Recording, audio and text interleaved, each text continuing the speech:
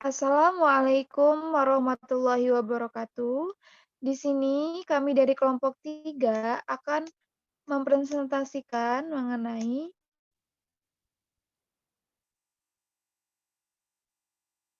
hubungan struktur aktivitas obat-obat golongan diuretika dan kardiovaskular. Di sini, apa itu diuretika? Diuretika merupakan senyawa kimia yang dapat meningkatkan pengeluaran kemih atau diuresis melalui kerja langsung terhadap ginjal. Diuretika merupakan obat yang dapat menambah kecepatan pembentukan urin.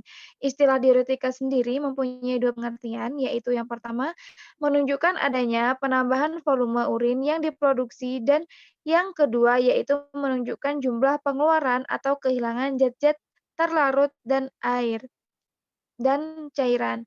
Diuretika sendiri bekerja terutama dengan meningkatkan ekskresi ion-ion Na+, Cl- atau ion HCO3-, yang dimana merupakan elektrolit utama dalam cairan luar sel. Diuretika juga menurunkan absorpsi kembali elektrolit di tubulus renalis dengan melibatkan proses pengangkutan aktif. Fungsi utama diuretika adalah untuk memobilisasi cairan edema, yang berarti mengubah keseimbangan cairan sedemikian rupa sehingga volume cairan ekstrasel kembali menjadi normal. Dan apa itu kardiovaskular? Kardiovaskular adalah obat-obat yang digunakan untuk mencegah dan atau mengobati penyakit jantung atau kardiovaskular. Dalam dunia kedokteran sendiri, diuretika itu umumnya digunakan untuk mengobati penyakit hipertensi, melalui kinerjanya dalam menurunkan penumpukan cairan. Dengan meningkatkan pengeluaran cairan, diharapkan tekanan darah, dapat turun karena berkurangnya volume cairan tubuh, sehingga tidak jarang obat golongan diuretika diserapkan, bersama dengan obat-obat kardiovaskular, karena untuk mengobati penyakit jantung. Selanjutnya, yaitu sebelum membahas lebih lanjut, mengenai diuretika, terlebih dahulu kita harus memahami, bagaimana proses pembentukan urin di ginjal. Nah, ginjal sendiri itu berfungsi untuk memelihara kemurnian darah dengan cara mengeluarkan semua zat asing dan sisa pertukaran zat. Eee, Selain itu, ginjal juga berfungsi meregulasi kadar garam dalam cairan tubuh. Unit fungsional dari ginjal adalah nefron, di mana dalam nefron itu terdiri dari glomerulus, tubulus proksimal, dan distalis, loop of Henle, dan juga saluran pengumpul. Adapun proses pembentukan, dalam urin yaitu ter terdiri dari 3 langkah. Yang pertama yaitu filtrasi, yaitu merupakan proses penyaringan darah yang mengandung sisa-sisa zat-zat sisa, lalu ada reabsorpsi dan augmentasi, di mana di sini bisa kita lihat terdapat, proses pembentukan urin yang ditampilkan pada secara skematik. Di sini terdapat, filtrasi. Eee, di mana filtrasi ini yaitu proses penyaringan darah yang mengandung zat-zat sisa metabolisme. Proses ini terjadi di glomerulus. Lalu hasil filtrasi glomerulus ini kemudian akan menuju ke kapsul Bowman dan dihasilkan urin primer. Urin primer itu terdiri dari, air, gula, asam amino, garam atau ion anorganik, dan juga urea. Selanjutnya di sini ada reabsorpsi, di mana proses reabsorpsi ini terjadi di tubulus proksimal yang nantinya akan menghasilkan urin sekunder. Urin primer sendiri yaitu yang terkumpul di kapsul Bowman masuk ke tubulus proksimal dan menjadi reabsorpsi. Pada proses ini terjadi proses penyerapan kembali zat-zat yang masih berguna bagi tubuh oleh dinding tubulus, lalu masuk ke pembuluh darah dan mengelilingi tubulus. Zat-zat yang diserap yaitu antara lain ada glukosa, asam amino, ion-ion anorganik. Dari hasil reabsorpsi urin primer, yaitu adalah urin sekunder yang mengandung sisa limbah nitrogen dan urea. Urin sekunder kemudian masuk ke loop of Henle, eee, di mana yaitu lengkung Henle. Pada tahap ini terjadi osmosis air di lengkungan Henle descendant sehingga volume urin sekunder berkurang dan menjadi pekat. Ketika urin sekunder mencapai lengkung Henle ascendant, garap Na+ dipompa keluar dari tubulus sehingga urin menjadi lebih pekat. Selanjutnya yaitu ada argumentasi, di mana urin sekunder dari lengkung Henle tadi kemudian akan masuk ke tubulus distalis untuk masuk ke tahap argumentasi, yaitu pengumpulan zat-zat yang tidak dibutuhkan lagi oleh tubuh. Lalu zat sisa yang dikeluarkan oleh pembuluh kapiler adalah ion hidrogen atau H+. Ada juga ion kalium, NH3 dan kreatinin. Sehingga melewati tubulus distalis di mana urin banyak kehilangan air sehingga urin makin pekat. Proses argumentasi ini merupakan, menghasilkan urin yang sesungguhnya. Urin sesungguhnya ini mengandung urea, asam urin, amonia, sisa-sisa pembakaran protein dan zat-zat yang berlebih dalam darah seperti vitamin, obat-obatan, hormon serta serta, obat-obatan, hormon serta garam mineral. Nah, urin sesungguhnya ini kemudian menuju ke saluran pengumpul, di mana, untuk dibawa ke varois yang kemudian menuju ke kandungan kemih. Nah, urin inilah yang akan keluar, melalui uretra. Di situ sudah jelas, bisa teman-teman lihat dari filtrasi, reabsorpsi dan reseksi, lalu ke reabsorpsi H2O dan argumentasi.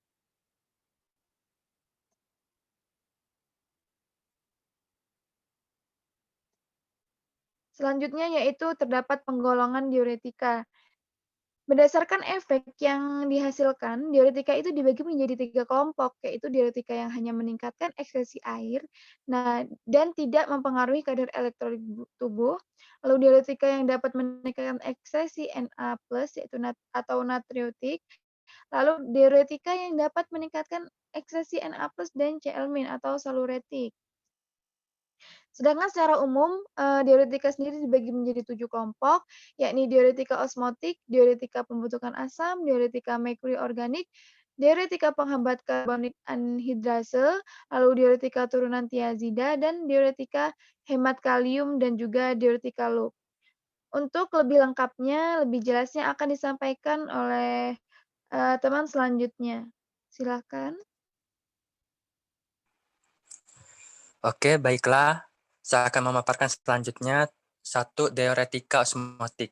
Diuretika osmotik adalah senyawa yang dapat meningkatkan ekskresi urin dengan mekanisme kerja berdasarkan perbedaan tekanan osmosis. Nah, umumnya diuretika osmotik mempunyai berat molekul rendah, dalam tubuh tidak mengalami metabolisme, secara pasif disaring melalui kapsul Bowman ginjal dan tidak diabsorpsi kembali oleh tubulus renalis. Nah, bila diberikan dalam dosis besar atau larutan pekat, akan menarik air dan elektrolit ke dalam tubulus renalis yang disebabkan oleh adanya perbedaan tekanan osmosa. Sehingga hal inilah yang terjadi diuresis. Diuretika osmotik adalah natriuretik. Nah, dapat meningkatkan ekskresi natrium dan air. Efek samping dari diuretika osmotik antara lain adalah gangguan keseimbangan elektrolit, dehidrasi, mata kabur, nyeri kepala, takikardia, atau detak jantung di atas normal. Nah, contohnya itu ada manitol, glukosa, sukrosa, dan urea. Nah, manitol. Manitol adalah diuresis osmotik yang digunakan untuk mengatasi keadaan sembab. Bila turunan tiazida sudah tidak efektif lagi, maka manitol juga digunakan sebagai bahan diagnostik ya, untuk mengukur kecepatan filtrasi glomerulus. Nah, dosisnya itu dosis diuretiknya 50 sampai 200 gram per hari, diberikan melalui infus secara intravena 200 mg per kilogram berat badan dengan kadarnya itu 15 sampai 25%. Lanjut,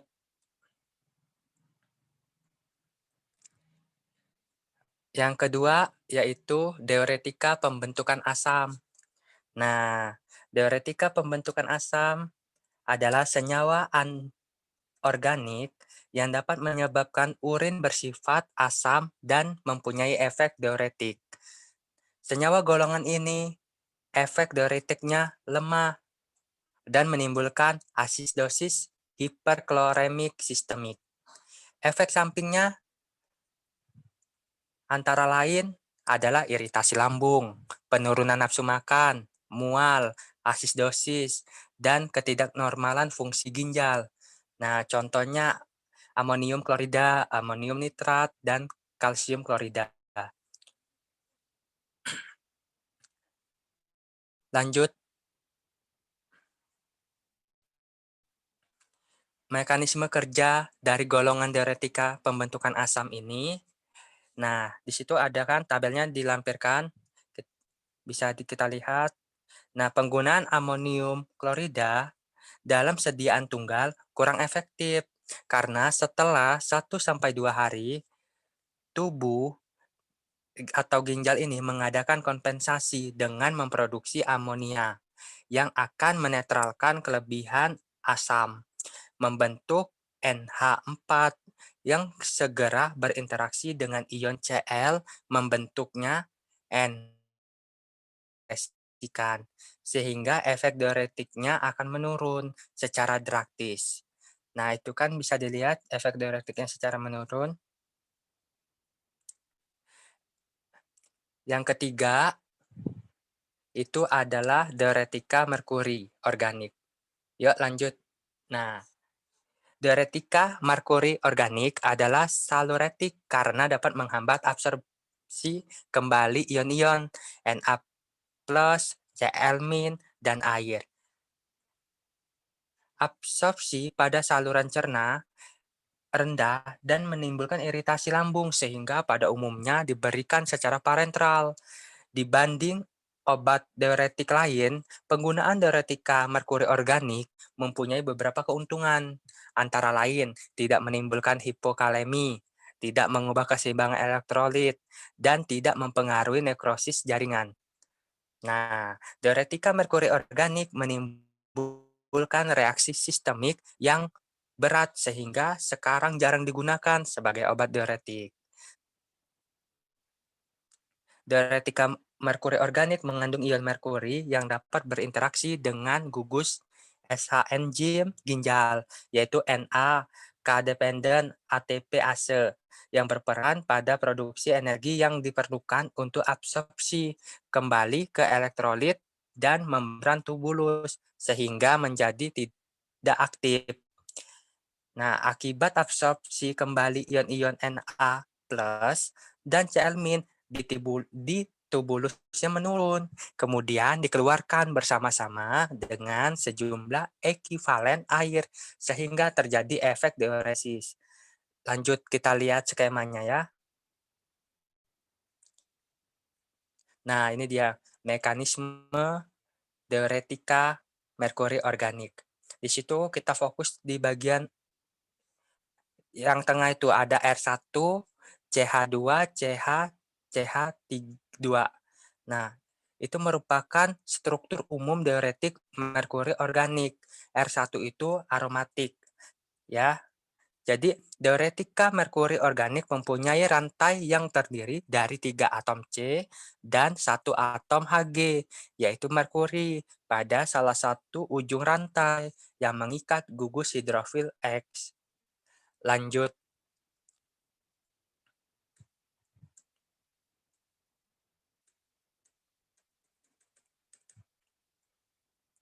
Nah, yang keempat itu ada diuretika penghambat karbonik anhidrase. Diuretika penghambat karbonik anhidrase atau sering disingkat dengan Ca merupakan senyawa golongan sulfonamid. Senyawa penghambat karbonik anhidrase adalah saluretik. Nah, digunakan secara luas untuk pengobatan sembab yang ringan dan moderat. Sebelum ditemukan diuretika turunan tiazida, efek sampingnya yang ditimbulkan dari golongan ini adalah gangguan saluran cerna, menurunnya nafsu makan, parestesia atau kesemutan, asidosis sistemik, alkalisasi urin, dan hipokalemi. Adanya efek asidosis sistemik dan alinisasi alkalinisasi urin dapat mengubahkan secara bermakna perbandingan bentuk terionisasinya yang tak terionisasinya dari obat-obatan lain dalam cairan tubuh, sehingga mempengaruhi pengangkutan, penyimpanan, metabolisme,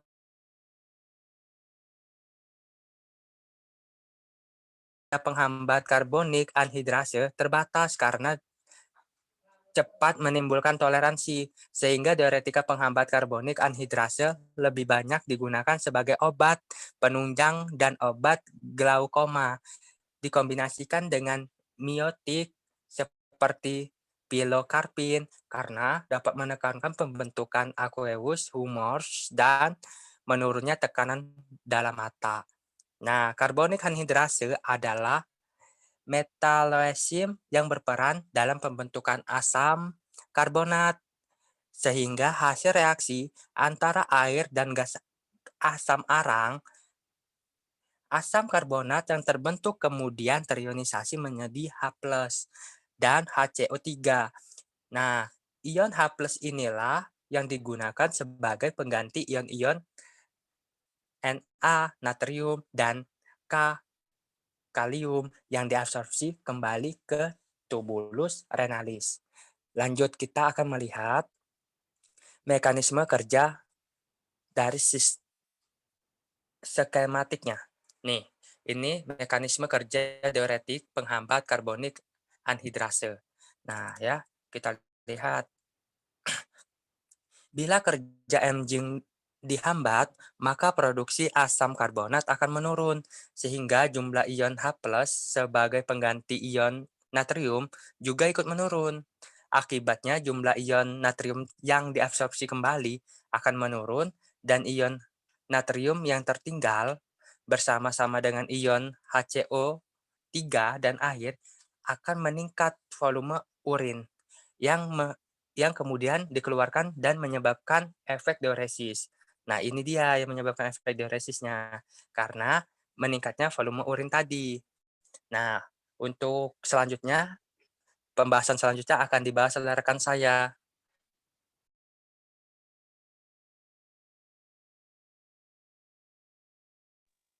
Yang selanjutnya, diuretik turunan tiazid. Diuretik turunan tiazid adalah saluretik yang dapat menekan absorpsi kembali ion-ion Na+, Cl- dan air. Turunan ini juga meningkatkan ekskresi ion-ion K+, Mg2+, dan HCO3- dan menurunkan ekskresi dari asam urat. Diuretik turunan tiazid terutama digunakan untuk pengobatan sembab pada keadaan dekompensasi jantung dan sebagai penunjang pada pengobatan hipertensi karena dapat mengurangi volume darah dan secara langsung menyebabkan relaksasi otot polos arteriola. Turunan ini dalam sediaan sering dikombinasi dengan obat-obatan antihipertensi seperti reserpin dan hidralazin. Untuk pengobatan hipertensi karena menimbulkan efek potensiasi, diuretik turunan tiazid ini menimbulkan efek samping hipokalemi, gangguan keseimbangan elektrolit, dan menimbulkan penyakit pirai yang akut. Diuretik ini juga mengandung gugus sulfamil sehingga dapat menghambat enzim karbonil anhidrase, yang diketahui bahwa efek saluretiknya ini terjadi karena adanya pemblokan proses pengangkutan aktif ion klorida dan absorpsi kembali ion, dan juga kemungkinan karena peran dari prostaglandin turunan tiazid juga menghambat enzim karbonik anhidrase di tubulus distalis, tetapi efeknya relatif lemah. Lanjut.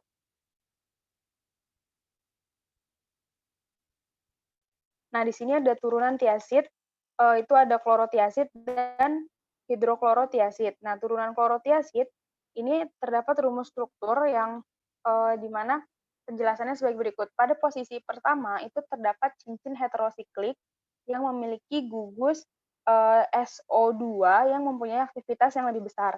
Kemudian pada posisi 2 ini biasanya ada substituen gugus alkil yang rendah. Pada posisi ketiga ada substituen lipofil Pada ikatan C3 dan C4, ini ikatannya rangkap jenuh.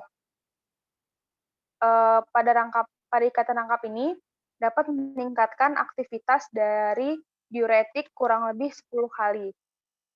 Pada posisi keempat, 5, atau 8, gugus alkil akan menurunkan aktivitas diuretik.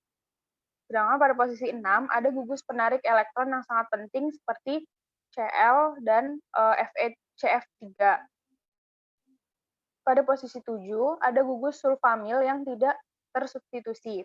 Pada gugus sulfamil, pada posisi meta atau 1 dapat diganti dengan gugus-gugus elektronegatif lain membentuk gugus induk baru yang dinamakan diuretik seperti tiazid, seperti turunan salisilanilid, turunan benzhidrazid, dan turunan talimidin. Kemudian ada contoh senyawa obat diuretik turunan klorotiazid yang ditampilkan pada tabel. Itu di situ tertera nama generiknya klorotiazid dengan nama dagang diuril yang digunakan. Yang diuril itu adalah senyawa organik yang digunakan sebagai diuretik dan sebagai antihipertensi. Sedangkan yang kedua itu ada benztiazida yang merupakan obat diuretik tiazid juga yang digunakan dalam pengobatan tekanan darah tinggi dan juga edema. Lanjut.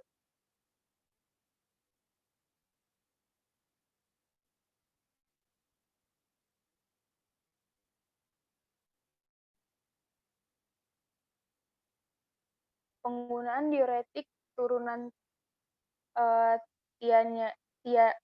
tianisida memberikan efek negatif yang sangat mudah diprediksi karena komposisi kimianya atau tempat kerjanya itu di sepanjang nefron. Efek negatif dari penggunaan diuretik turunan tiazid ini adalah menyebabkan reaksi hipersensitivitas, urtikaria atau kulit melepuh, demam akibat obat, diskrasis darah, nefritis interstisial karena semua diuretik ini memiliki gugus sulfamoil. Yang kedua, menyebabkan hipokalemia akibat peningkatan ekskresi dari K+ di ginjal yang diinduksi oleh diuretik. Yang ketiga, pada awal penggunaannya, diuretik ini menghasilkan sedikit penurunan pada curah jantung. Penggunaan tiazid dan diuretik mirip tiazid dalam jangka panjang kadang-kadang menyebabkan hiperkalesemia dan hiperurisemia. Lanjut.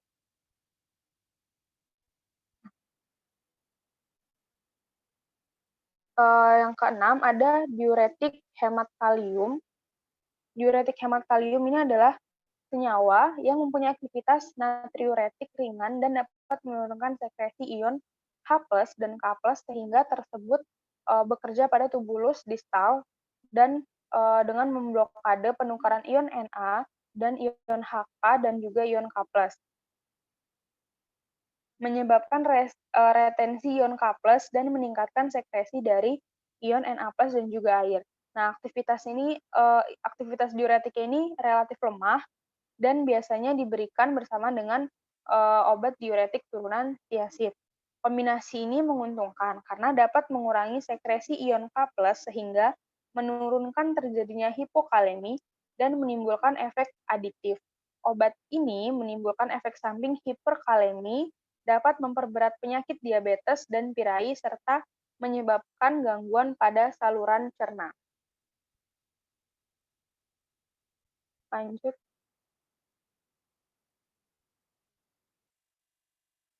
Berdasarkan efek yang ditimbulkan, diuretik hemat kalium dibagi menjadi dua kelompok.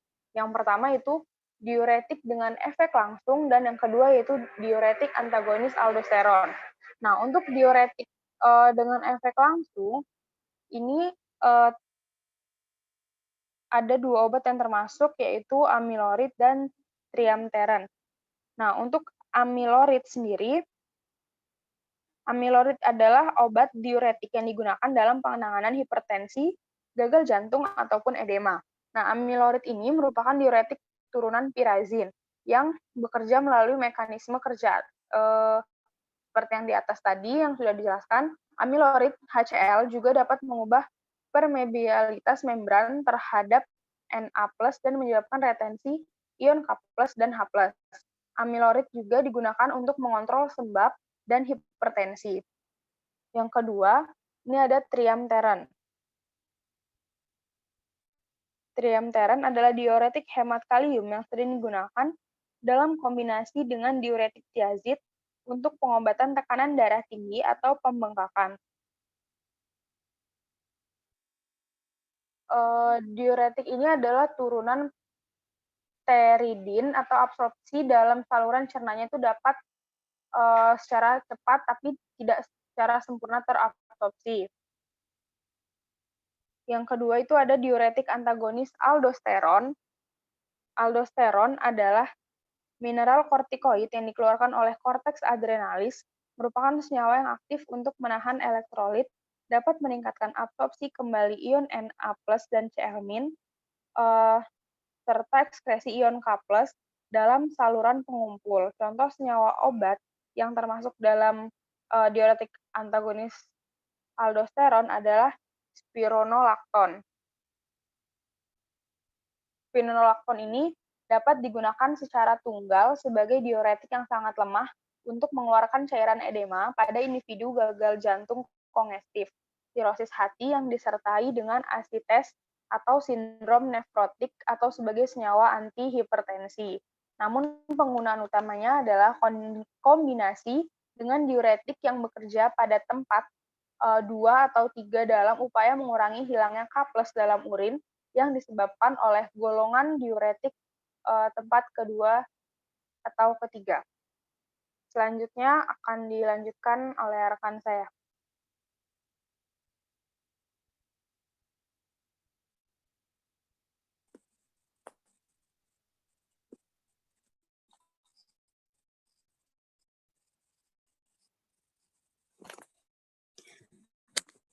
Yang selanjutnya yaitu diuretik gluk. Diuretik gluk merupakan senyawa seluloid yang sangat kuat. Aktivitasnya bergantung turunan tiazida dan senyawa sensitif lain. Turunan ini dapat pengangkutan aktifan NaCl pada luhenol sehingga menurunkan absorpsi kembali NaCl dan meningkatkan ekspresi NaCl lebih dari 20%. Lanjut.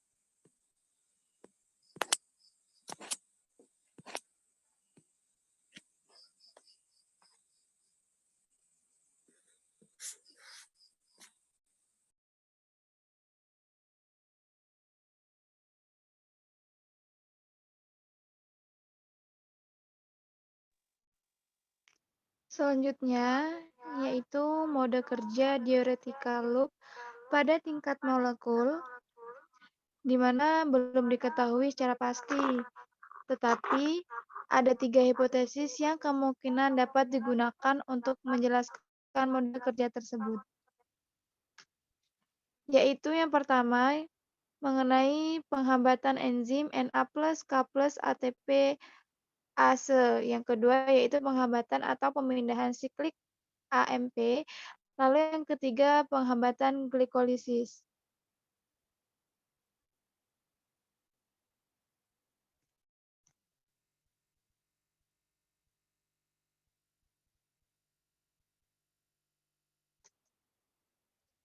Di sini terdapat struktur kimia di mana golongan ini bervariasi secara umum dapat dibagi menjadi dua kelompok, yaitu yang pertama turunan asam phenoxyacetat, yaitu contohnya senyawa obat, yang termasuk dalam kelompok diuretika loop dari turunan asam phenoxyacetat, yaitu adalah asam etakrinat. Nah, strukturnya di situ terdapat molekul asam etakrinat, bisa teman-teman lihat.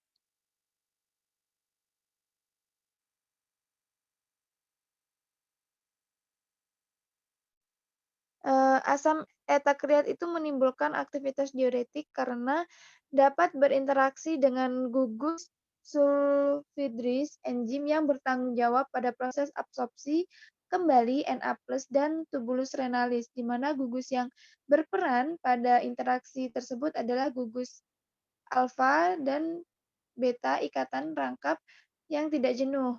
Nah, pada turunan phenoxyacetat aktivitas optimal dicapai bila yaitu yang pertama gugus asam oksiasetat terletak pada posisi satu cincin benzen, lalu gugus akrolilisufhidril yang relatif terletak pada posisi para dari gugus asam oksiasetat, lalu gugus aktivi CH3 atau Cl terletak pada posisi 3 atau posisi 2 dan 3, lalu substituen alkil dari 2 sampai 4 panjang. Atom C terletak pada posisi A dari karbonil pada gugus akriloil, lalu atom-atom H terletak pada posisi ujung dari gugus akriloil. Yang kedua yaitu turunan sulfamoil benzoat, di mana turunan sulfamoil benzoat dibagi menjadi dua golongan, yaitu turunan asam 5-sulfamoil 2-aminobenzoat dan asam 5-sulfamoil 3-aminobenzoat. Contohnya yaitu sulfamoil 2-aminobenzoat adalah furosemid dan azeosemid, sedangkan contoh dari asam 5-sulfamoil 3-aminobenzoat yaitu bumetanid dan piretanid.